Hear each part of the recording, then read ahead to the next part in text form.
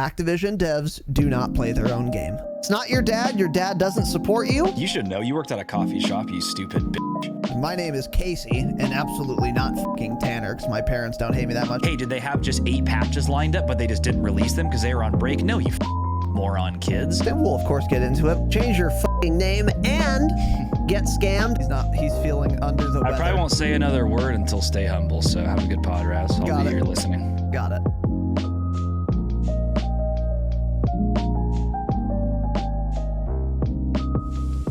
We are live. Welcome, boys and girls, to the Dropshot, a Call of Duty podcast, episode number 219.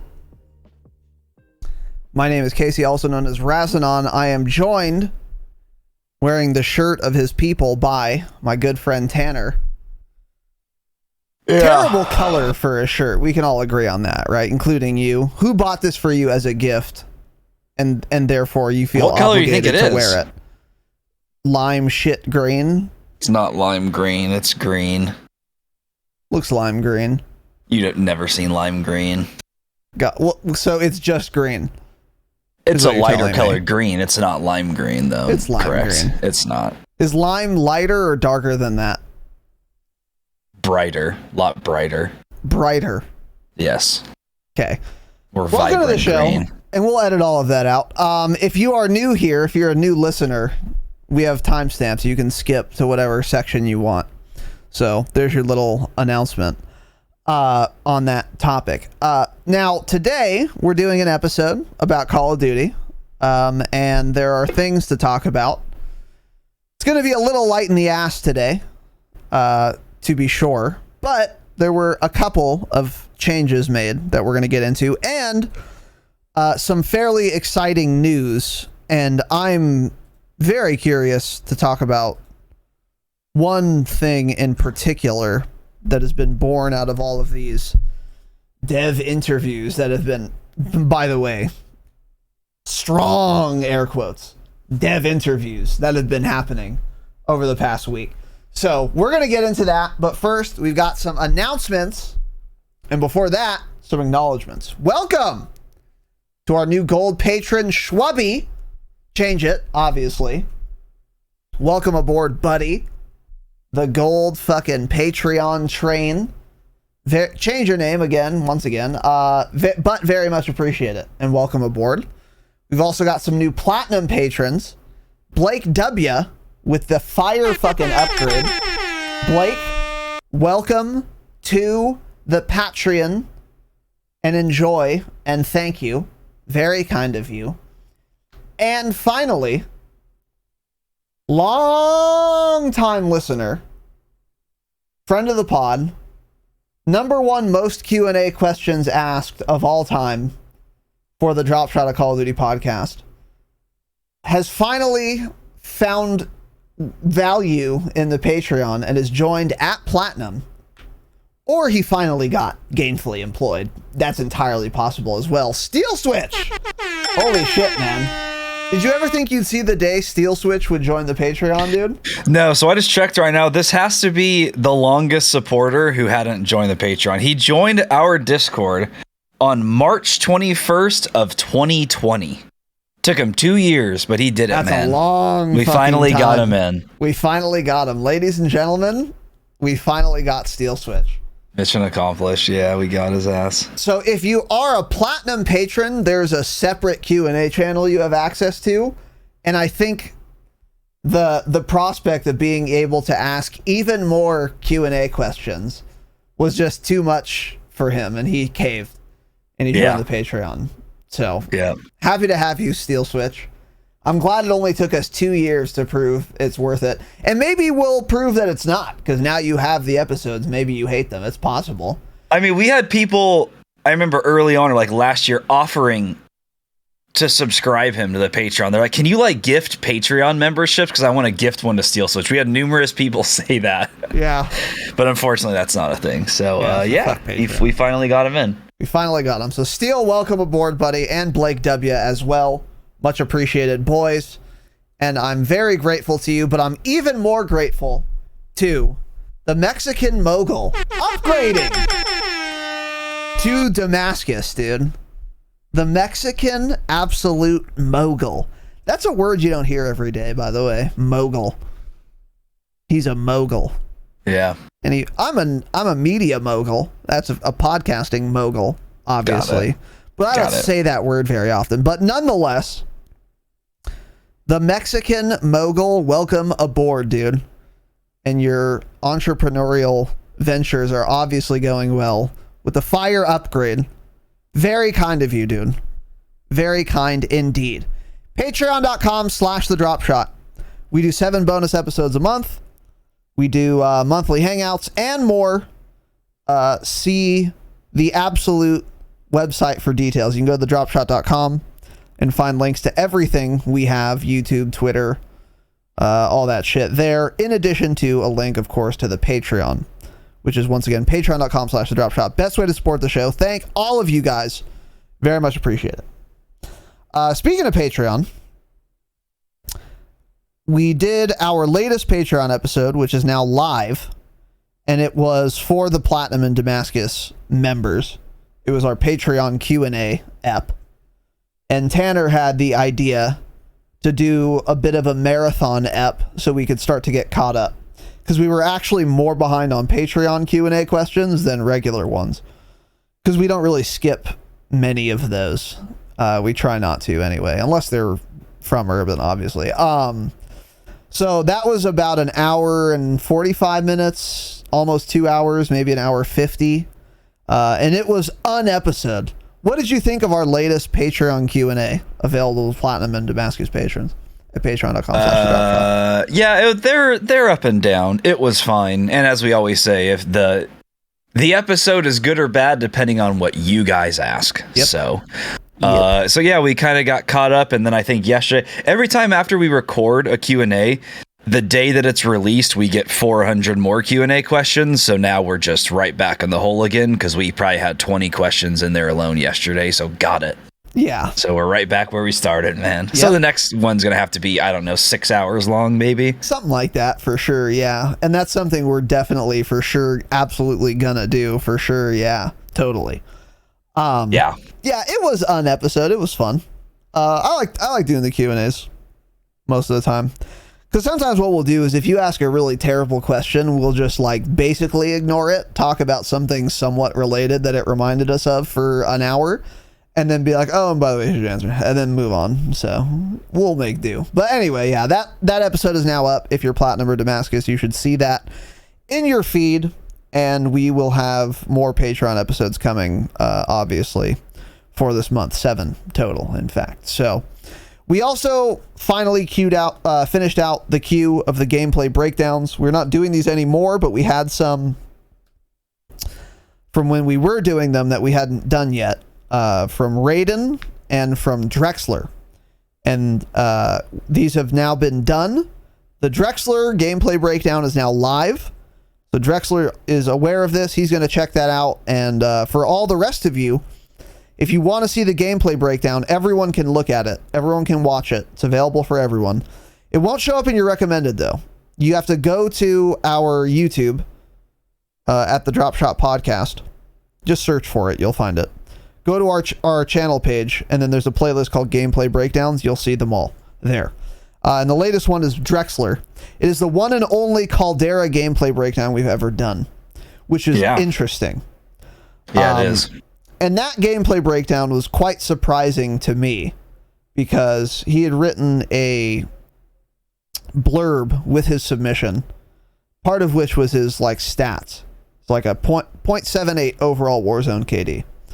So I went into that expecting that caliber of gameplay, but it seemed to be a higher caliber of gameplay. And I won't talk too much more about what I mean by that, because I talk about it in the breakdown.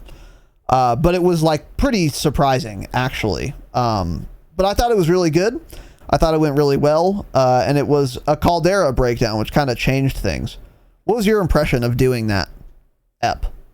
Yeah, I thought it was good. He had kind of asked some questions about things that he could improve on or whatnot. So I think that's why that was probably the longest breakdown we've ever done, because we kind of tried to answer all of his questions and give him tips of things he could be doing differently and stuff. But yeah, and also the fact that it was on Caldera was good, because most of the other ones were, it was mostly Rebirth that we got, and then the other ones obviously were Verdansk. So, but this one's cool because it's still like, he submitted it a few months ago, something like that. January. Yeah. But it still seems new because it's on Caldera. So I think that's good. You guys can maybe learn a few things from it if you watch it. Yeah. Yeah, definitely. And then we will have the Raiden gameplay breakdown up soon as well.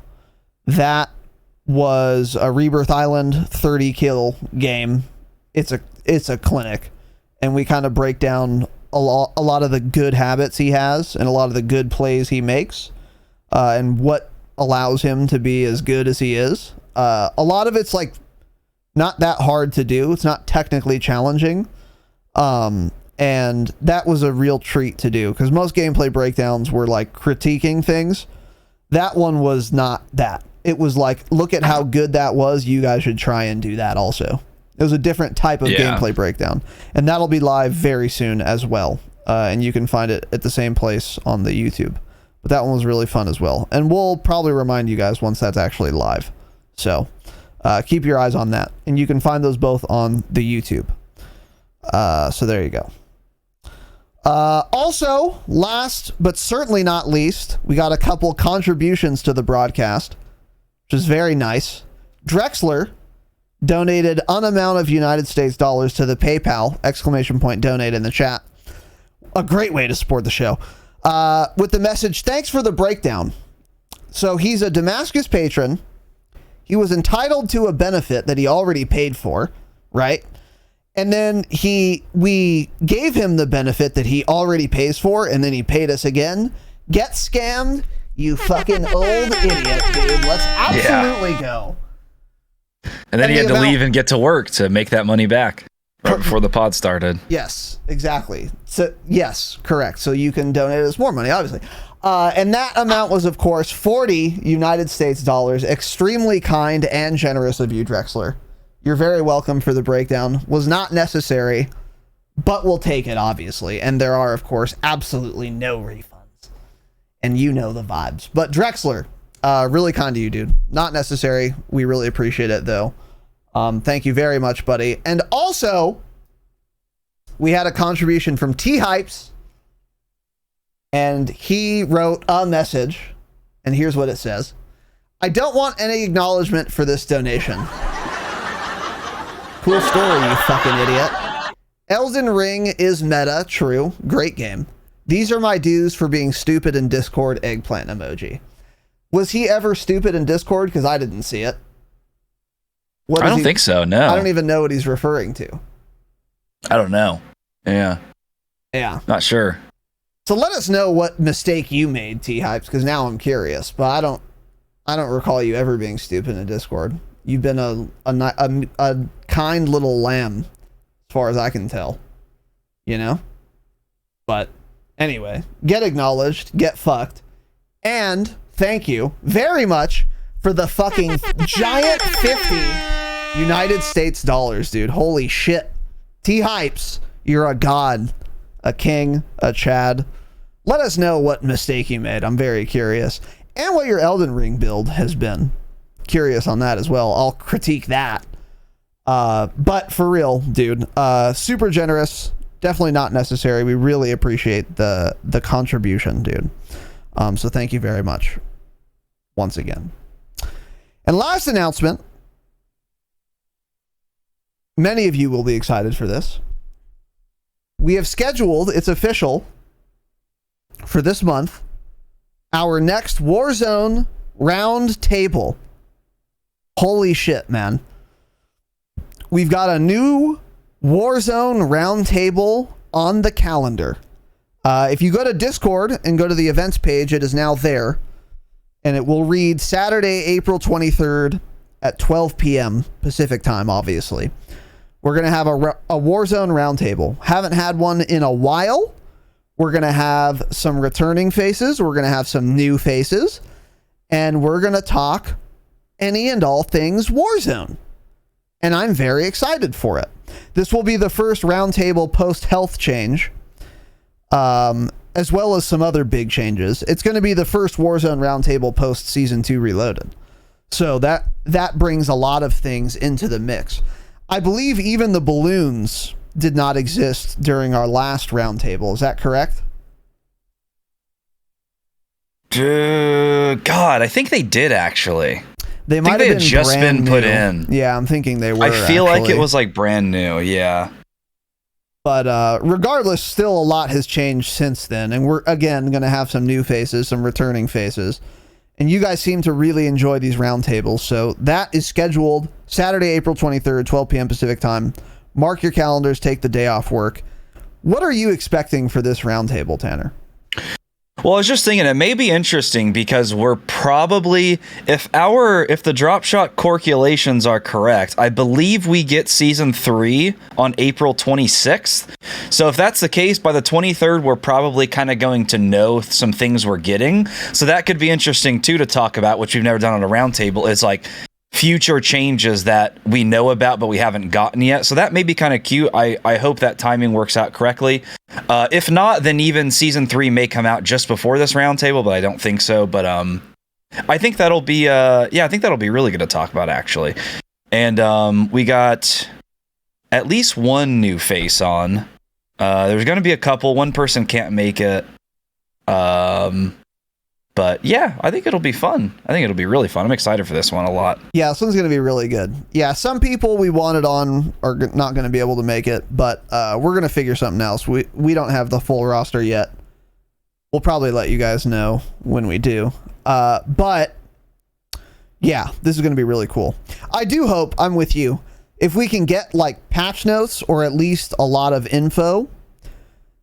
We could even ask everyone what's going to be meta once Season 3 drops. That would be a really good discussion. I think that would be a lot of fun. So that roundtable's coming. Yeah. Mark your calendars. There you go. Other than that, Tanner, any other announcements from you? Did we mention the Damascus hangout? We don't have the date planned yet. We'll have to figure that out and let you guys know. The hangout, we don't have a date set, huh? No. Not yet. Interesting. We'll figure it out. Yeah. So probably the 22nd or 29th. I'm thinking the 22nd, yeah. Well, no, maybe the 29th. We'll figure it out. But yeah, this hangout, we're going to do a movie night. We're going to try a movie night. We've got some movie suggestions. Some I've heard of, some I haven't. Have you ever heard of that Arnold Schwarzenegger movie Bango suggested? No, I hadn't even heard of it, no. Action Hero. I hadn't heard of it either. Maybe we'll do that. Maybe we'll do something else. I don't know. I'm also wondering, how are we going to do this? Should one of us, like, stream to Discord? Do it. That's how you have to do it, yeah. Okay. I don't know. Leia does this. We can ask her if we have any questions, but I'm pretty sure, like, you already watch all the shows and everything on your computer, so you have all the logins. Pretty sure you just share your screen, yeah. Yeah. Okay. I guess that's how it works, yeah. I would assume so. Yeah. Okay, cool. So yeah, we'll do that. That's going to be fun. So if you have movie suggestions, let us know. All right. Other than that, if you're listening for the jingle, here it is. Let's get into it. Lag said he's stupid. Duh. A little tiny pup back there. Buddy. My dog won. I won now.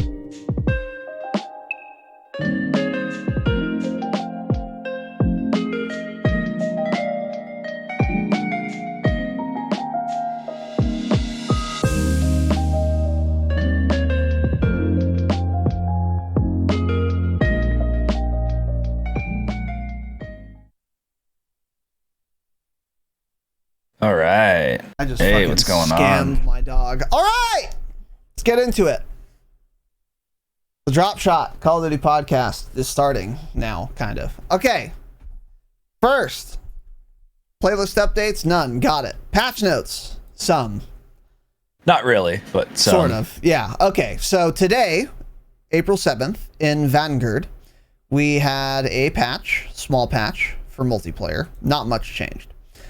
Let's see. Did anything interesting change? Okay. One thing interesting, yes. Yeah. So Tuscan, they changed some spawns for some game modes. Gavutu, they changed some spawns. Weapon challenges. Reduced headshot and long shot requirements for several camo challenges. So, okay. How about remove all camos for launchers? And then I would find this interesting, but this is still nice. But the problem with this late, here's the reality. Yeah. If you were going for Atomic, you have it by now. And if you were not going for Atomic, or if you don't have Atomic by now, you're never going to go for it anyway. So this doesn't matter. Good, I guess, but also, this is not going to make me go for Atomic, you know? And I wonder how much they reduced it by. Do you have any more info on that? I saw an exclusive Ace tweet. He said it looks like most of them that were 100 have just been reduced to like 50, which is good because that's one of the things that made me not want to do the challenge is, I said this before when Vanguard was new, trying to use the Sten with a barrel that decreases headshot damage and it has like 12 fucking rounds in the magazine and a ton of recoil because they make you use that specific build and get 100 headshots with it. Not exciting, not fun, horrendous. I mean, that alone took me probably 2 hours to do. So this is cool, but yeah, this absolutely goes in line with this year's release. Too little and way too fucking late. Way too late. So yeah, it's like, I don't think anyone's going to see this and be like, oh shit, I'm going to go for Atomic now. But the people that were still grinding for it now, this is going to help you out for sure. So that is good. But it doesn't make me want to go back and get Atomic. I don't care. Yeah. Yep. Agreed. I don't think anything would make me get Atomic now. Now that I know Warzone 2 is coming, it's like, fuck it. Yeah, the long shots were annoying. Doing SMG long shots are surprisingly very annoying in that game. And you're essentially almost forced to play hardcore if you want to do it quicker.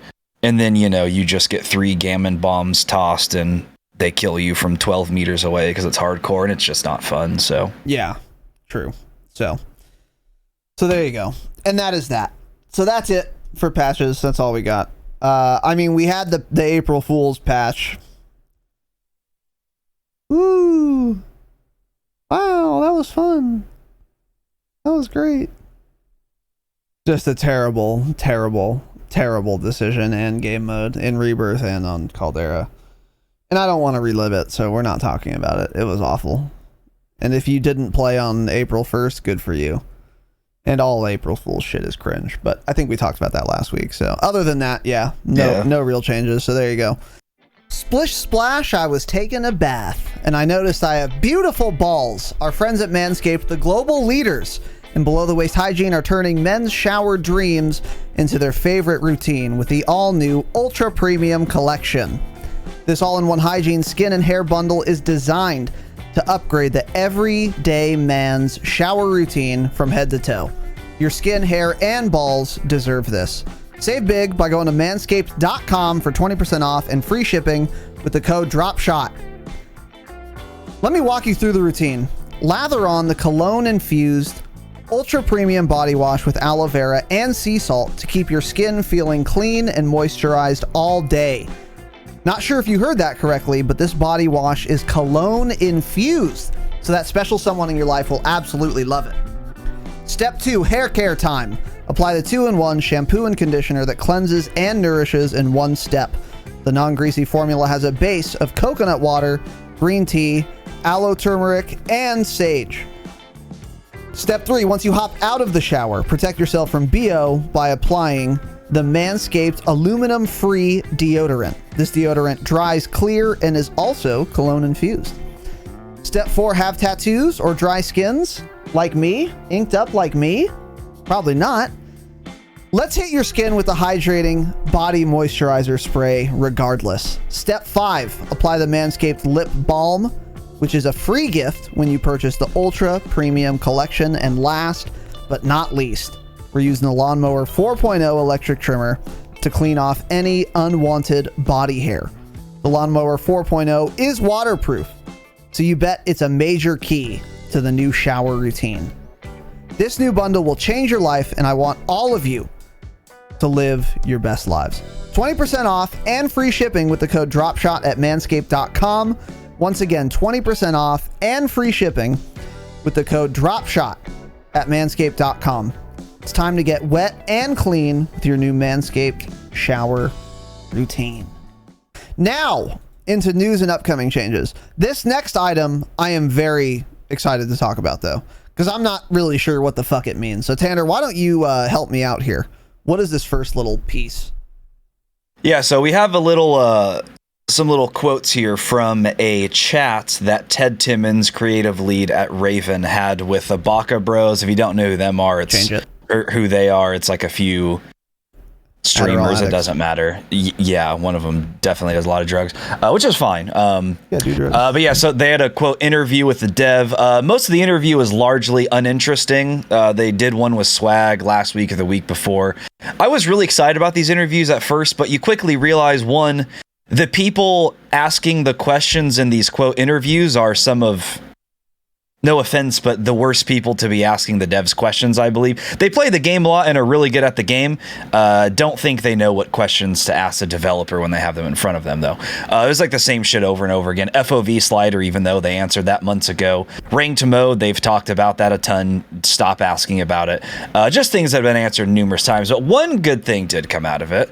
And this is an article from Charlie Intel. So Raven senior creative director Ted Timmons revealed that the Warzone developers will be introducing weapon balancing changes designed to, quote, shift the meta regarding sniper rifles in Season 3. He says, quote, I would love to have this conversation when we get closer to Season 3, meaning these changes are probably not coming in Season 3. It'll probably come Season 3 Reloaded. My DMs are lighting up because the weapons team are listening in, the developer replied. We do plan a weapon shift for the snipers. I'm happy to say that.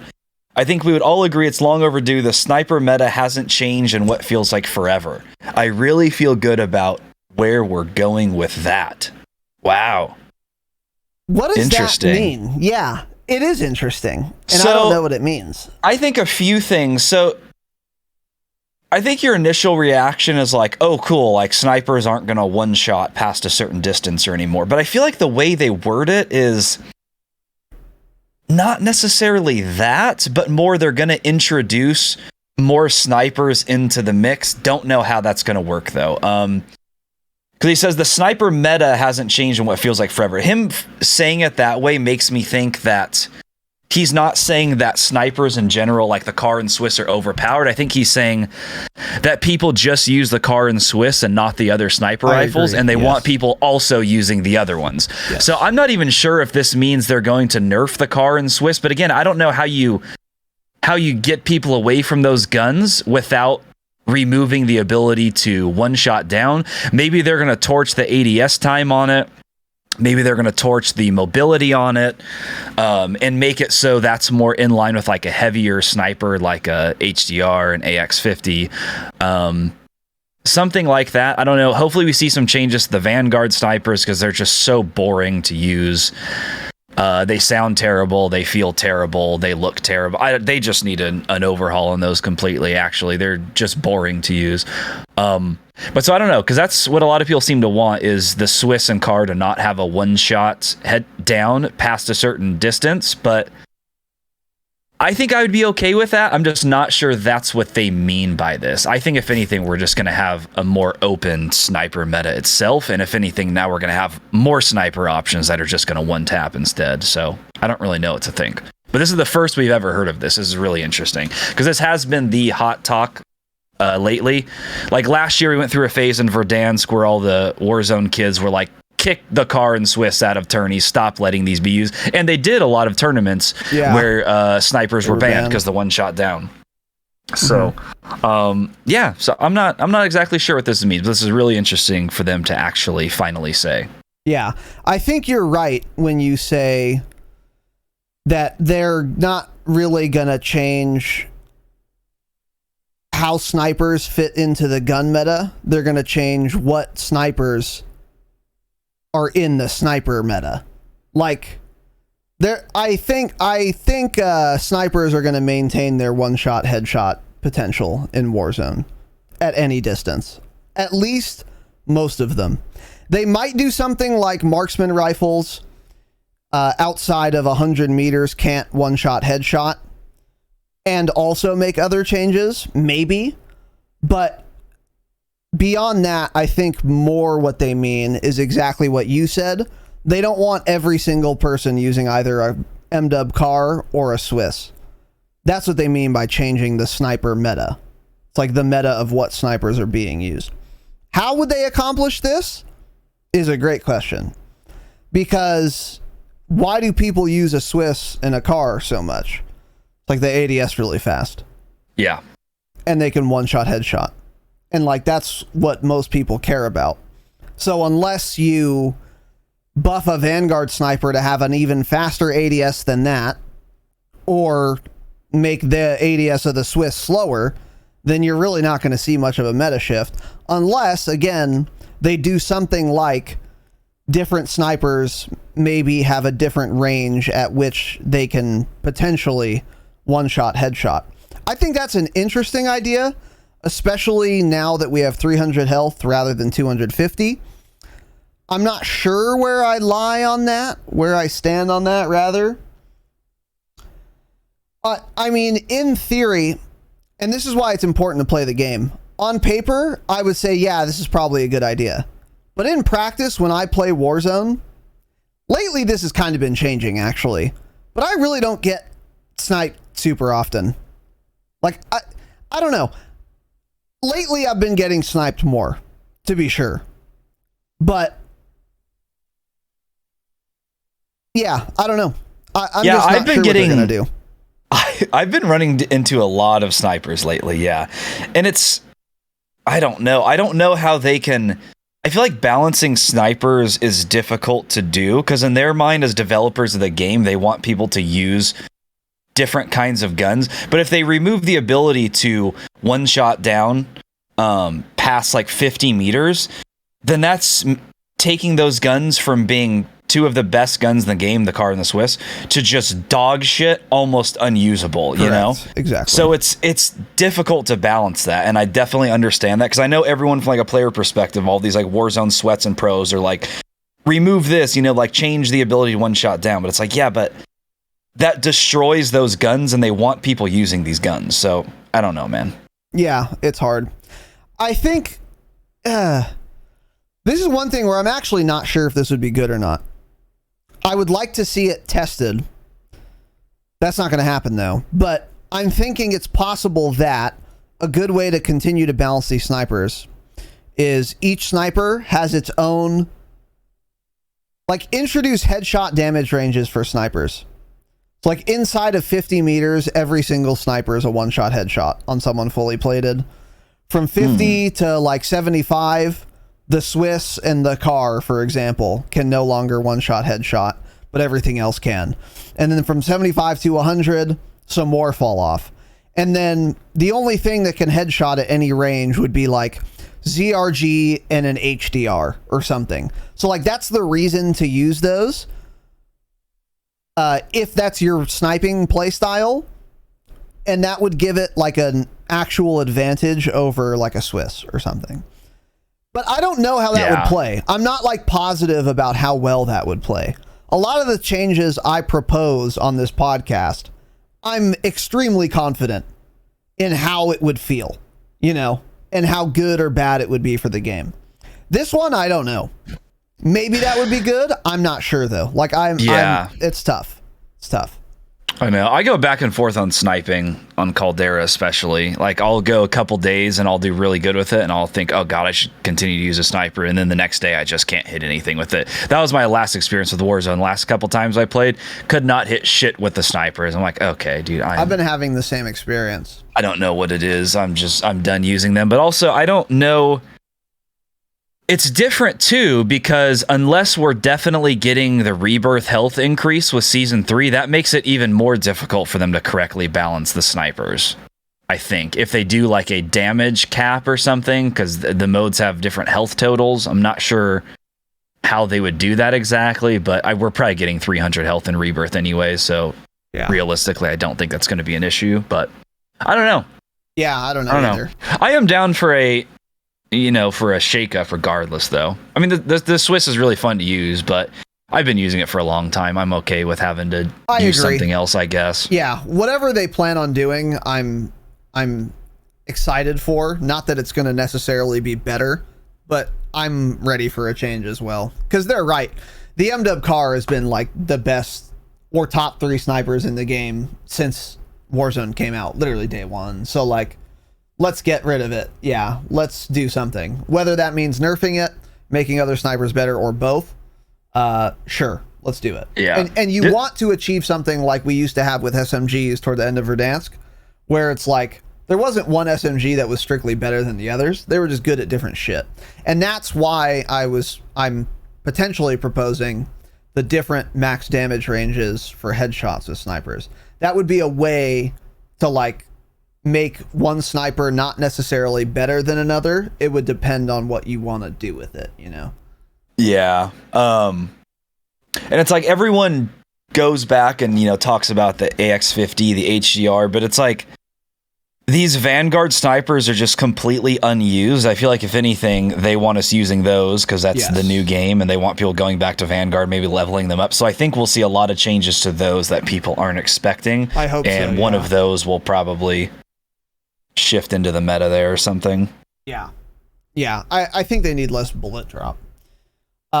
You were saying like sniping is harder on this map than it used to be for you. I'm having the same experience and I've been thinking about it.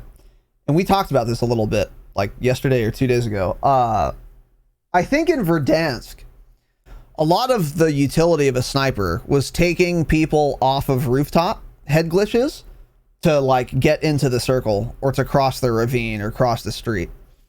And if you're camping a rooftop and you're looking over a head glitch and your team is like with you, you're not going to be like moving around very much. And you'll often be standing totally fucking still. So like if I know there's a guy on that roof who's sniping that I need to snipe to make this cross, he's probably not moving very much. It's pretty easy to hit that. But on Caldera, since it's so open, no one's standing still, because if they are, they're standing still right in the open and they haven't made it that long into the game. Someone else killed them by now. So like the only people left at the second circle are people who are not going to be standing still in the middle of the open. Therefore, when you're trying to snipe for the whole game, unless it's someone holding a roof or holding a window, they're not going to be standing still. They're going to be moving a lot, and you're going to be sniping farther away as well. So not only are they moving more than they did in Verdansk, but they're also farther away than they were in Verdansk. And that makes getting a headshot like pretty fucking challenging. Yeah, like I think that's been my experience. I had an instance when this is when I was like, oh god, I need to just stop sniping. It was we were kind of near fields and I was in a window of a building. I think it was at the drop spot actually. I was in one of those or close to it or something. But near fields, and I was in a window trying to snipe these guys. So I'm looking out of the window down to the right, and of course they're at a lower elevation because I'm on the second floor. And on top of that, there's a little river running through there. So their like loadout drop had dropped in the river. So they're grabbing that, and then they're like running up this tiny little hill. There's rocks in front of them, there's bushes in front of them, there's trees in front of them, and I just could not hit any of them because as they move back and forth, they're on the side of a hill, which means their character model is going up and down. It's a lot harder for me to grab my dumb little mouse here and pull it down and to the right or up and to the right while they're moving, trying to perfectly track them and land one headshot on them, versus Verdansk where it's like, oh shit, I see glint, I'm getting shot at, I scope in real quick, they're in a window. They may be above me or they may be below me, but the difference is I just have to move right or left to hit my shot. Where on Caldera, every single time I'm fucking drawing an S basically with my mouse trying to track this guy's head because the elevation changes are so severe everywhere. So I think that's what makes it a lot more difficult too. Yeah, true. Because in a lot of areas, like if I'm at airfield, I can hit everyone with a sniper because it's flat. You and don't it's have to like move on one axis, Yeah, but when you gotta aim at those angles, it's not easy to hit your shots. It really isn't. I know you guys think, K-BAM is easy, point and click. It is very difficult to hit those shots on a moving target when they're like 7,500 meters away and they're moving up and down on a hill. It's difficult to do. Yeah, for sure. That's another reason too. I think you're right. And one thing I had said before that I take back now is flinch. Adding more flinch to snipers is a good way to balance them. I completely reject and take this back now. Because snipers have enough flinch now.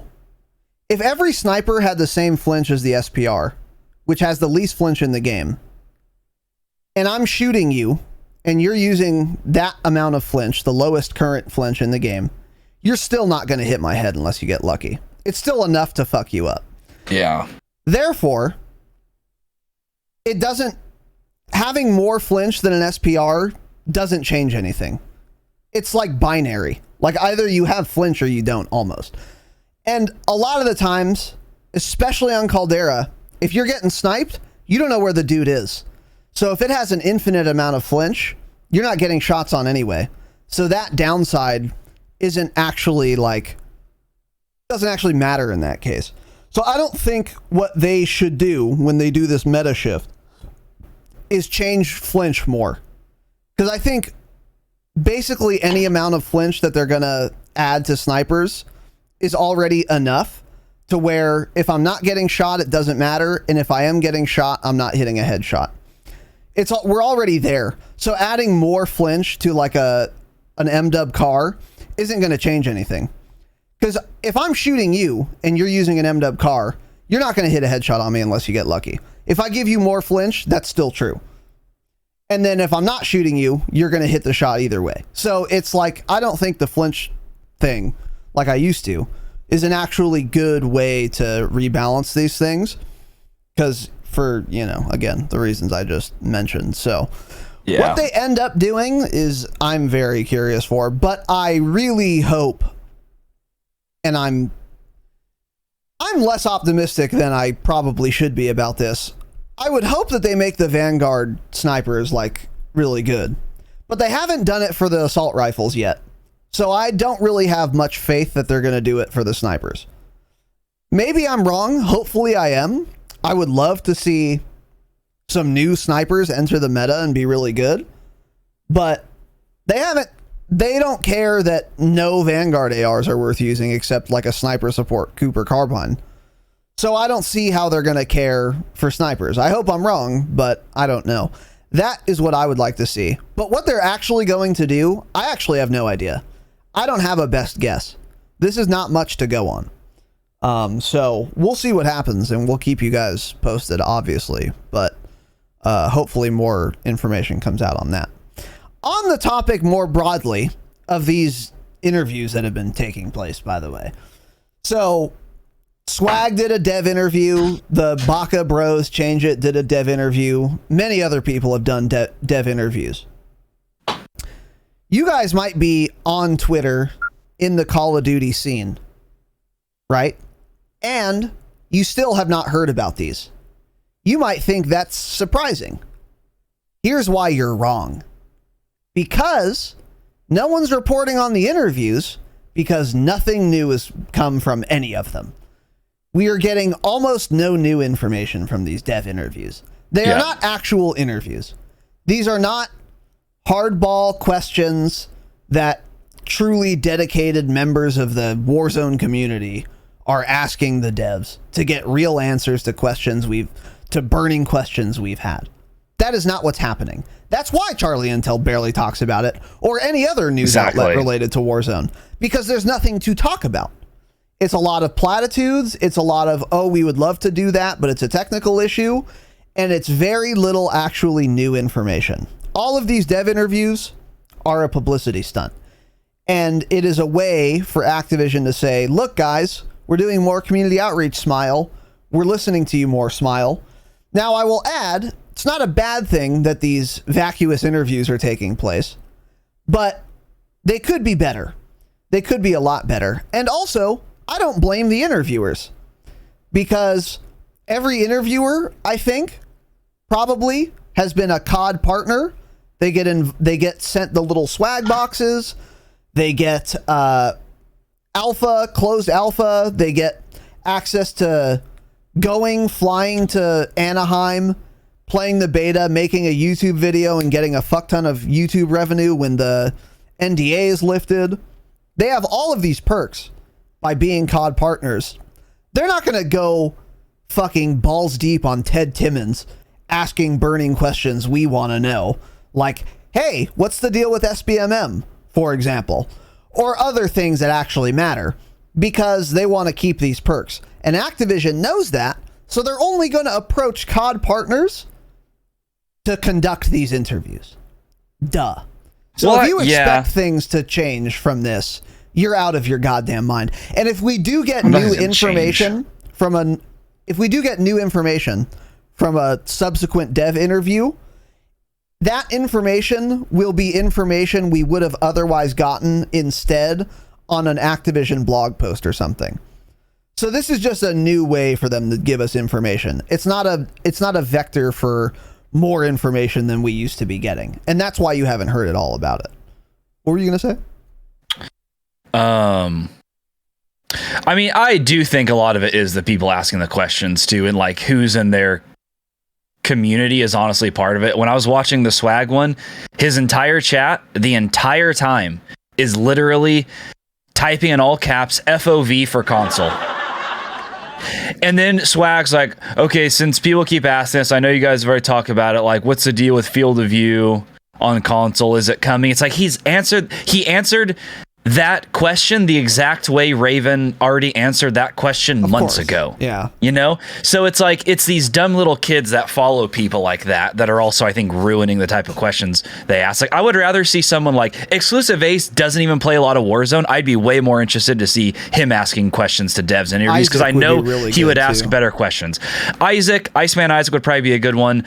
J-God, I think, would ask better questions, maybe more like technical questions regarding guns. It's like, you're asking these guys that I don't even, know what the meta is. Obviously, they just follow like J God's videos and then use that gun. So it's like, I want to see the different people asking the actual questions, not them. But yeah, like you said, every single one of these guys so far has been like a COD partner. But like Ace and J God are COD partners too. So I would like to see something like that. But again, it almost seems like they're going to be doing something like this weekly or every other week, because this is now the second one they've done in like, I guess 2 weeks just about. Yeah.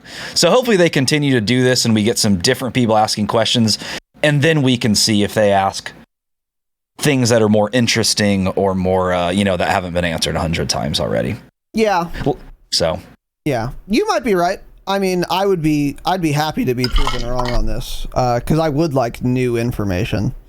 But I don't know. I feel like Activision isn't gonna allow Ted to do an interview with someone who's going to play hardball. That's kind of my point. Yeah, but even like him answering certain questions, if he can't talk about it, I feel like you can learn something based on just how he answers a specific question that they may not be able to talk about, versus him just not even having the ability to answer it because they don't ask that type of question. Yeah, that's fair. So either way, though, like I said, it's not a bad thing the interviews are taking place. It's an effort. So I'll take it. Like, it's better than them not doing it. But yeah, we'll once again, we'll keep you guys posted. If something interesting comes out of an interview, we will definitely be talking about it. So there you go. All right, next. The Volk has entered the CDL meta.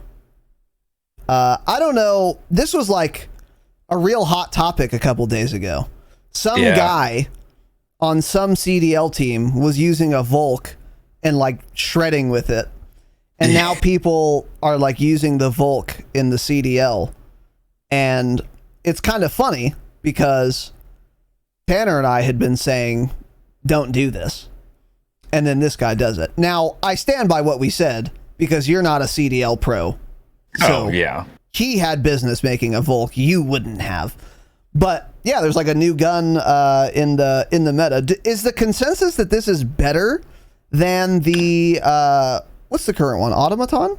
Auto. Yeah. Or is it? I don't know. I mean, we've been saying since Vanguard launched, like, why does the Volk feel better with no attachments than like almost every other AR fully maxed out? So I don't know. I do feel like though it's going to have more recoil than all the auto builds do. So I don't know if that's good. I'm not sure how he was using this. I just saw some things on Twitter like you. I didn't see any clips.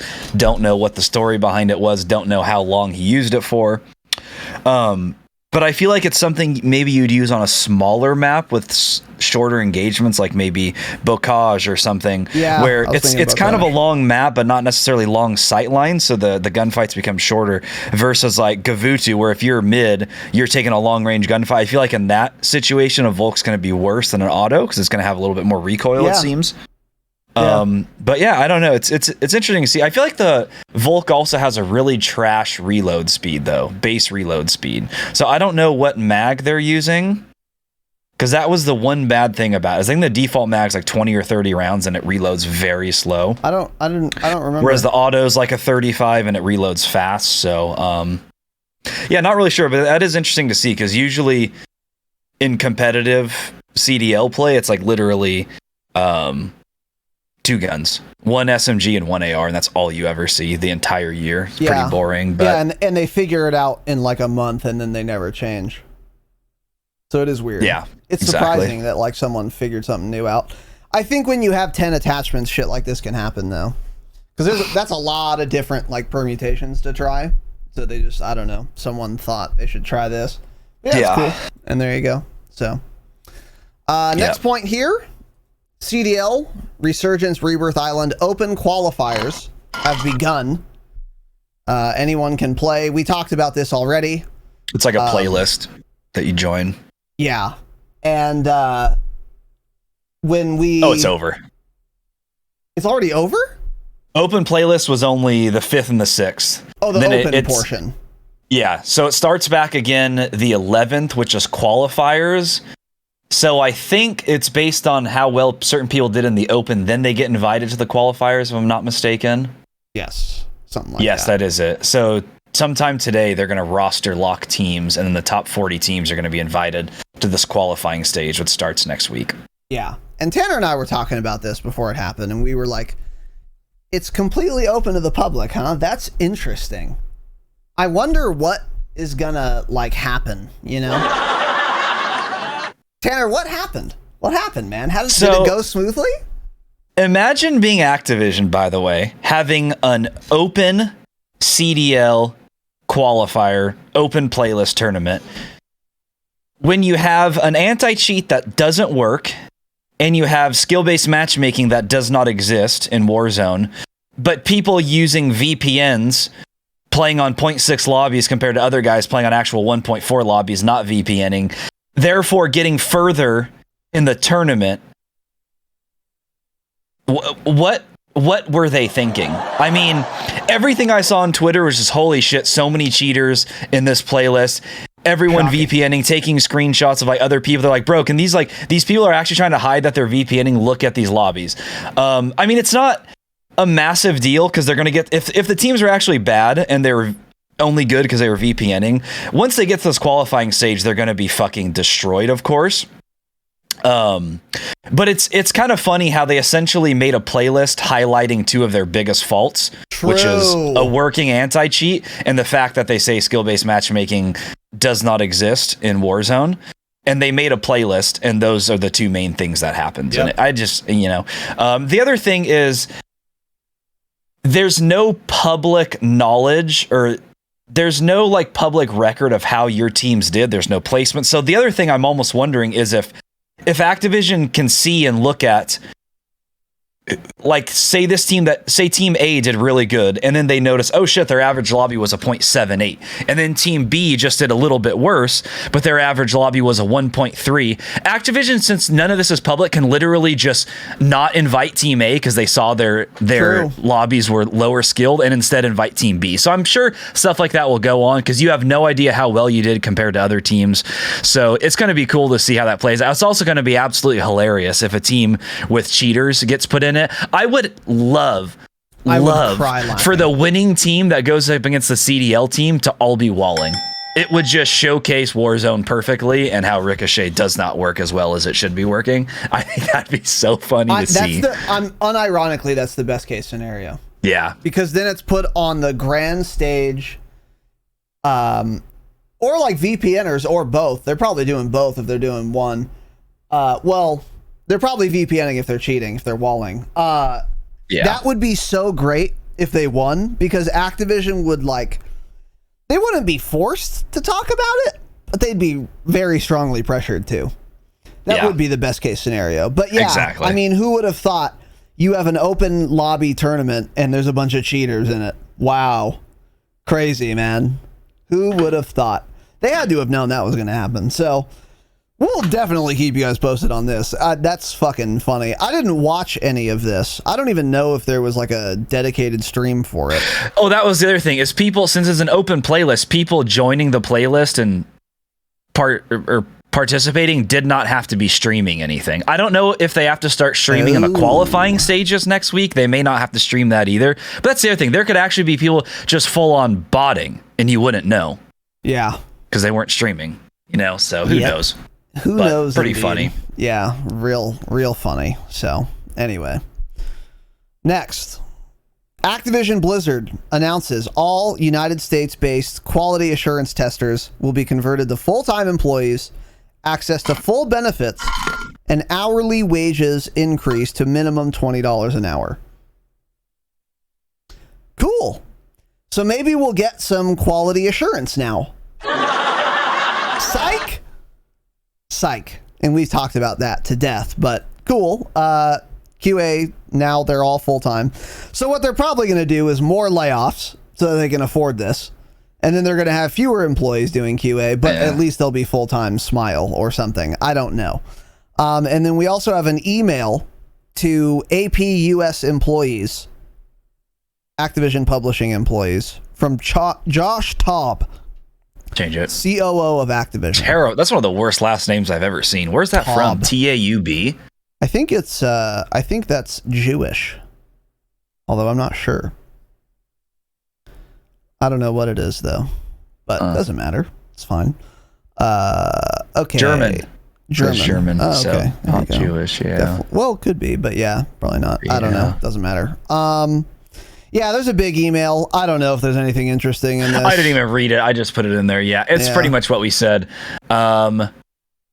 It's like close to like 1,000 employees across Activision. It's not just, COD Studios. It's Activision Blizzard. So people on Overwatch or what other shit games Activision makes, all changed to permanent full-time positions. So, I mean, technically they still got a pay decrease because of the cost of because of the rate of inflation right now. So I think they actually decreased their pay by giving them more hourly, right? So yeah.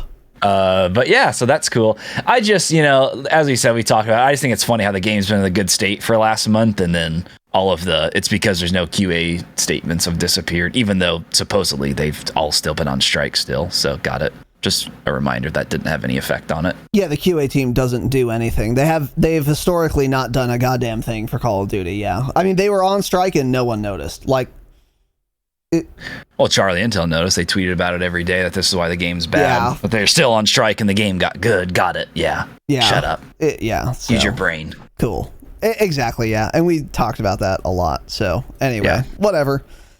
Does this mean we're going to get good QA from now on, now that they're full-time and they're off strike? Absolutely fucking not. No. Every patch will be just as much of a disaster as it would have been otherwise, so... Yeah. There you fucking go. All right, what do we got next, Tanner? Next up here from the Activision Workers Alliance. They tweeted out last week. I don't think we talked about this last week. Maybe we did. But due to the new RTO policy no longer mandating vaccination requirements in regards to the pandemic, a group of ABK employees will be conducting a walkout, blah, blah. We have 3 demands. 1, an immediate reversal to lifting the vaccine requirement. 2, remote work should be offered as a permanent solution. And 3, the decision to work remote or in office should be made by each individual employee. Activision actually changed their mind on this. So ABK leadership has learned our voice, and on Friday has heard our voice. And on Friday, after demands went public, they walked back on the immediately removal of the vaccination policy and are now allowing studios to create their own policies. So far, 4 of the studios, all of them will end up doing it. It really doesn't matter that it's per studio, but all of them have reversed their vaccine mandate. So that was, I guess, big for the Activision employees, because you can, the average game dev, they're big into that shit, masks and vaccination, obviously. So most of them wanted this. I'm sure every studio will do this. Only thing I don't really understand is a demand to make working from home permanent. They're demanding that. I don't think they can demand something like that. When they were originally hired to all be in person, like, I get it. I think if I were them, I'd rather work from home too, but that doesn't seem like something they should be demanding their company offer. I don't know. I'm surprised Activision doesn't offer it, but it's kind of odd, right? That they're like, let us all work from home. I don't know. I thought that's kind of weird. I don't think it'll ever happen. Yeah, obviously everyone prefers to work from home. I don't know how QA works. So I don't know if they have like this isn't QA, this is everyone across Activision. Oh, okay, yeah. Oh, then like I feel like some of them literally can't work from home. Like, do you guys have like fucking SLI Quattro like GPUs in your basement? Like the computing power? I think they unironically do have insane at-home computers because they give them those items, I believe. Yeah. Okay, then yeah, there's one option. Activision really doesn't want to do this probably, though. On the one hand, maybe they would want to, because if you can make everyone work from home, then you can just not pay rent on the office space. That's going to save you a lot of money. But on the other hand, how much productivity do you lose by doing that?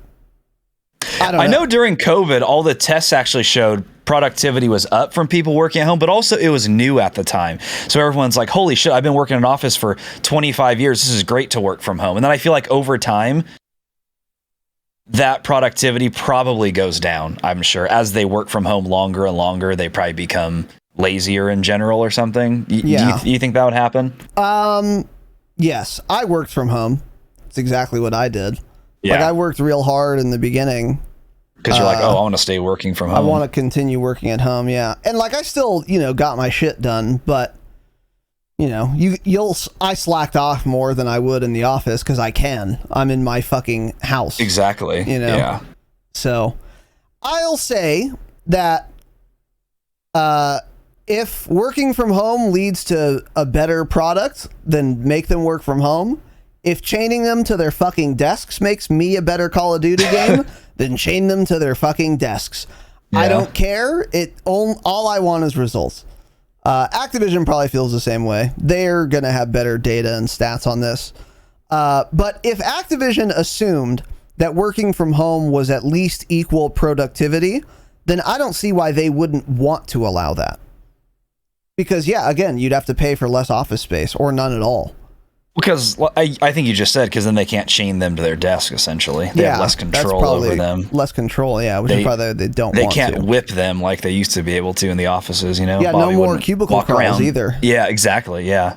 So, no more getting absolutely belligerent every day, yeah. Yeah. Yeah, maybe that's a joke, by the way. Yeah, I don't know. We'll see. We'll see what happens here.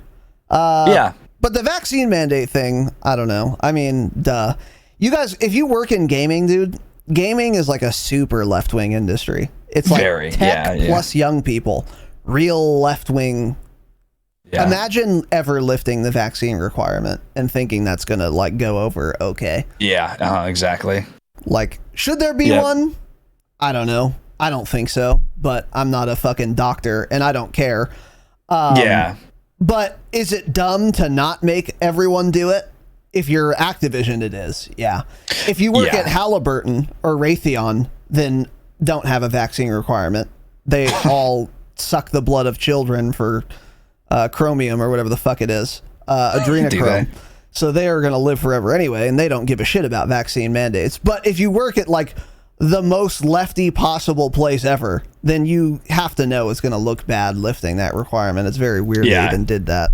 Yeah, that was kind of shocking to me as well. That's something that like the board definitely decided on, not realizing that 99.8% of their employees probably are like double boosted, triple vaxxed, etc. So it's like, why would you even lift it? Yeah. You're just going to piss off your employees. But anyways, that's cool for them. They reversed that because obviously most people wanted it. Yeah, I guess. Yeah. Whatever. I don't care. But the one prediction I will make is that they will reinstate it globally. They're going to make everyone have vaccines again soon at every studio and all that. Yeah. They're going to acquiesce on that point for sure. Yeah, my boss actually made me get the vaccine. Or not. Your mom made you? I said my boss did. Oh, really? Yeah. Real dickwad. Oh, you're talking about me. Get it. Yeah. It was a joke. It went over your head. Yeah, it did. Yeah. We'll move on. Yeah, don't say it. Don't say it. We'll move on. Yeah, let's move on. So what do we have? Oh, yeah, next. Next is a fun little news story. This is our last item. This has been going around the TL, the timeline. It's not Call of Duty related, but it was cool because it was the first review of a Razer product ever that I've seen that was positive. Yeah. And a tweet from Dexerto tells us all about it. A stray bullet nearly killed a Reddit user, but his Razer headset saved his life by stopping the bullet after it flew in through his window and at his head. So he was wearing a Razer headset. The shots were blasting off.